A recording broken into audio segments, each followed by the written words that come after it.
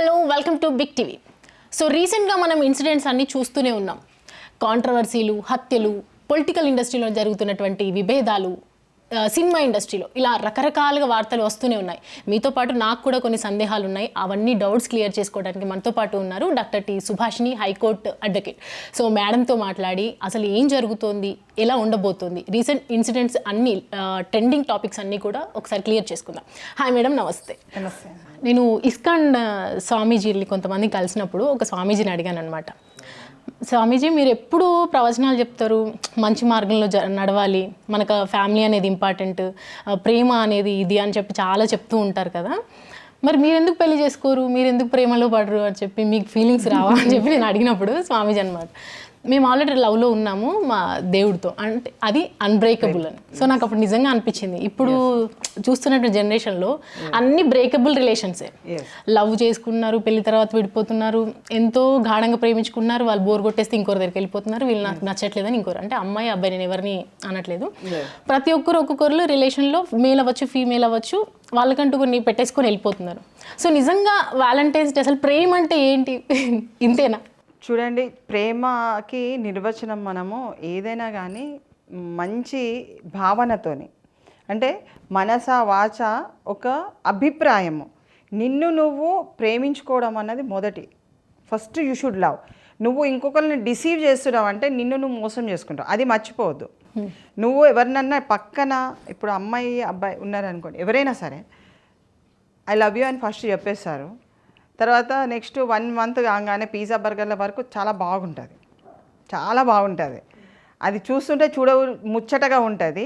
తర్వాత బ్రేకప్లో ఇంకా next feeling నుంచి బ్రేకప్లో వస్తుంది. ఎందుకంటే ఫస్ట్ డే 10 minutes 20 minutes గ్యాప్లో, సెకండ్ ½ an hour, థర్డ్ స్టేజ్లో వాళ్ళు 1 hour 2 hours వాళ్ళు దే విల్ స్పెండ్ టుగెదర్.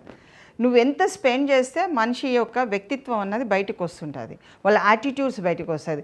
టైంకి రాకుంటే ఎందుకు రాలేదు, అసలు ఏమనుకున్నావు, నీ ఉద్దేశం ఏంటిది, ఫోన్లో ఎవరితో మాట్లాడుతున్నావు అన్న కన్వర్జేషన్స్ ఎప్పుడైతే స్టార్ట్ అవుతాయో ఆ లవ్కి ఒక బ్రేకప్ అన్నది వస్తుంటుంది.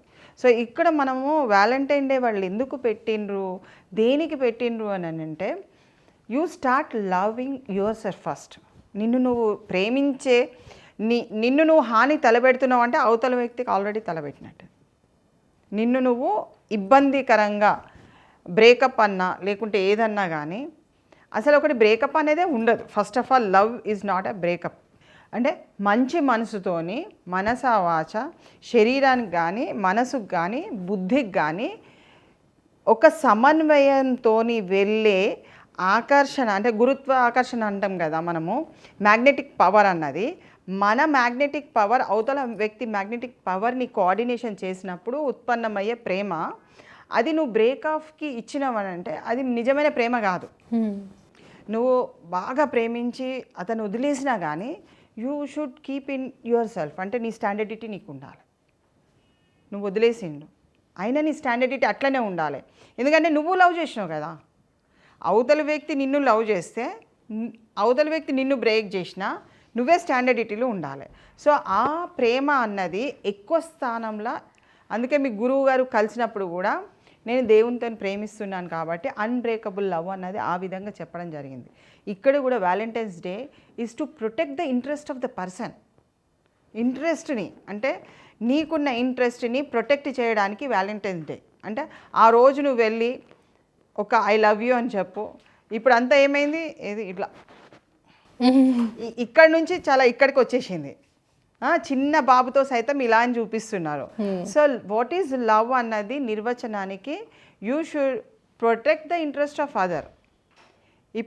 ఇప్పుడున్న మనకు ప్రస్తుతం ఉన్న వ్యాలంటైన్ డేకి సంబంధించింది ఏ పార్కులలోకి పోయినా ఇప్పుడు కొన్ని గ్రూప్స్ వచ్చేస్తాయి అక్కడికి, నిఘా కమిటీలు అనేది కొంతమంది ఉంటారు, వాళ్ళ ఫొటోస్ కానీ అవి తీసి వాళ్ళ పెళ్లి చేస్తారు, పెళ్లి ఇవన్నీ జరుగుతుంటాయి.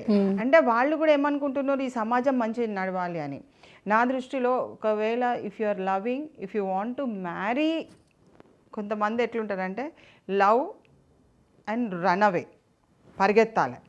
లవ్ పెళ్లి చేసుకోవాలి ఒక category, love run away, love stay forever అన్న కేటగిరీస్ ఉంటాయి. దాంట్లో మనం ముందే ఏ అమ్మాయి అయినా అబ్బాయి అయినా డిసైడ్ యువర్ సెల్ఫ్. ఆడు వెళ్ళిపోయిందా వదిలిపెట్టేసాయి. నీ వస్తువు అనుకుంటే నీకు దొరుకుతుంది అన్నది ఒక నానుడి ఉంది, పెద్దవాళ్ళు ఎప్పటి నుంచి చెప్తారు. నీ వస్తువు పోతే ఎక్కడ పోదమ్మా, నీ వస్తువు నీ దగ్గరకు వస్తుంది అని అంటారు. ఇఫ్ యూ థింక్ నీ వాళ్ళు అనుకుంటే నీ దగ్గరకు వస్తాడు. కాబట్టి వ్యాలంటైన్ డేని ప్రొటెక్ట్ చేసుకోవాలి, హింసకు గురి చేసేయద్దు. రేపు జరిగే వ్యాలంటైన్కి చాలా ప్రభావం అన్నది యూత్ మీద చాలా ఉంటుంది. మీరు షాపింగ్ కాంప్లెక్స్ పోతే మీకు అన్నీ ఎవరెవరు ఏమేమి కొనుక్కుంటారో మీకు కనబడుతుంది. రీసెంట్గా నా ఫ్రెండ్స్ అనమాట, చాలామంది అంటారు లవ్ ఉన్న చోటే అనుమానం ఉంటుందని. ఒక రకంగా అంటారు లవ్ అంటే ట్రస్ట్ అంటారు. వాళ్ళు అడుగుతారు అసలు ట్రస్టా అనుమానమా ఏంది అని. అంటే నా దగ్గర ఆన్సర్ లేదు ఫస్ట్ థింగ్.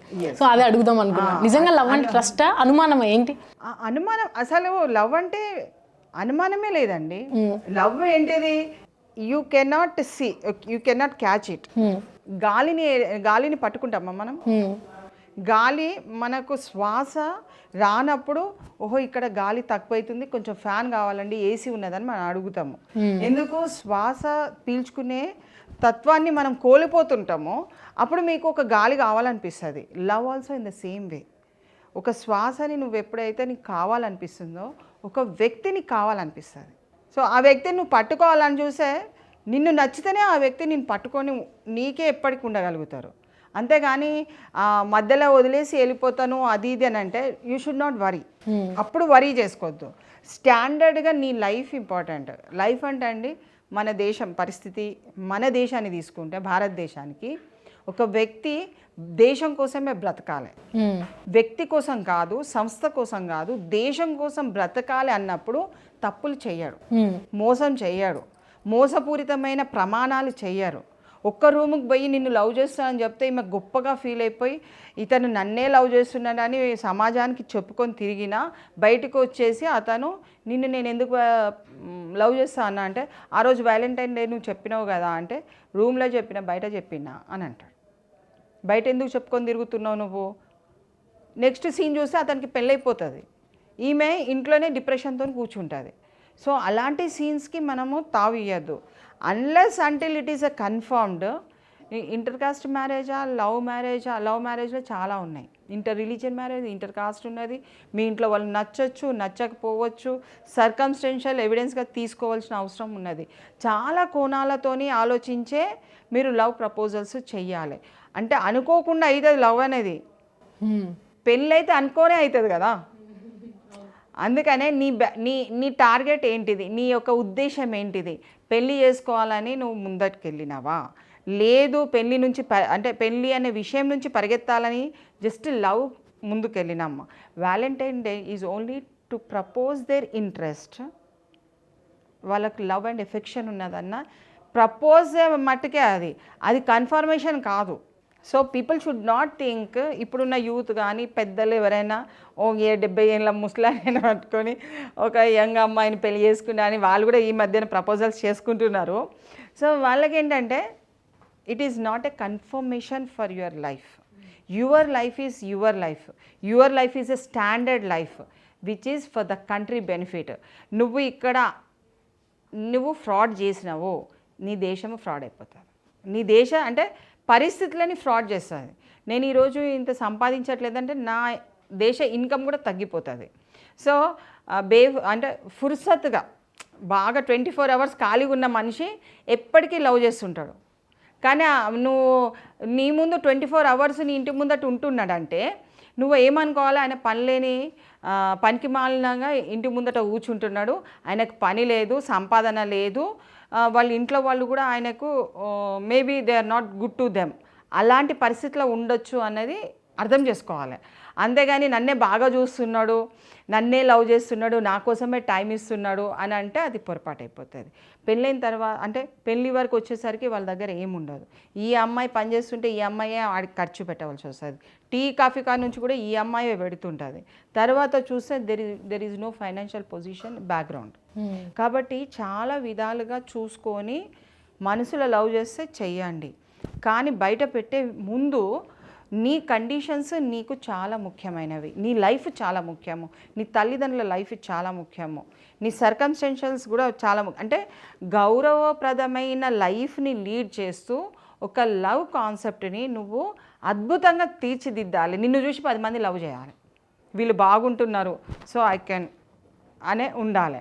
సో వ్యాలంటైన్ డేని మోసపూరితమైన ప్రేమని ప్రదర్శించరాదు. First basic point. నేను చూసినంత వరకు అయితే, నేను ఇన్ని సంవత్సరాల నుంచి చూస్తున్న వరకు అయితే, అంటే క్రిమినల్ కేసెస్ కానీ ఏదన్నా కానీ ఫ్రాడ్ చేసిన వాళ్ళు కొంత ఎక్కువ స్థాయిలలో పెరిగిపోతున్నారు. కాబట్టి అది కొంచెం తక్కువ చేసుకొని మంచి మనసుతోని ప్రేమని ప్రేమగానే చూడాలి. కానీ మిమ్ములని మీరు ప్రేమించుకున్నప్పుడే వాళ్ళని ప్రేమించగలుగుతారు. Otherwise it is very difficult.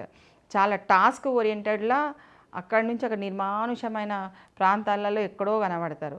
1:2, 1:3 అని లవ్ చేయొద్దండి. ఒక అమ్మాయికి ఒక అబ్బాయి ఉంటే ఆ లవ్ని ఏ విధంగా సాక్రిఫైస్ చేయొచ్చు అనేది వస్తుంది. So love is to enjoy your self, పీస్ఫుల్గా హెల్తీగా మంచిగా ఉంటే బంగారమైన లవ్ అది అనొచ్చు. రైట్. సో అది చూసారు కదా, అడ్వకేట్ సుభాషిణి గారు చెప్పినటువంటి వ్యాఖ్యలు. ఆమె లైఫ్ ఎక్స్పీరియన్స్తో కానీ ప్రొఫెషనల్గా ఉన్నటువంటి ఎక్స్పీరియన్స్తో కానీ హౌ హ్యూమన్ షుడ్ బి అన్నీ చెప్పారు ఆవిడ.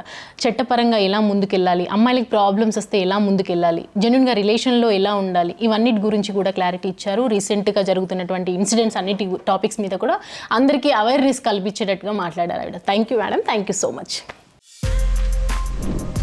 For more videos like this, subscribe Big TV channel.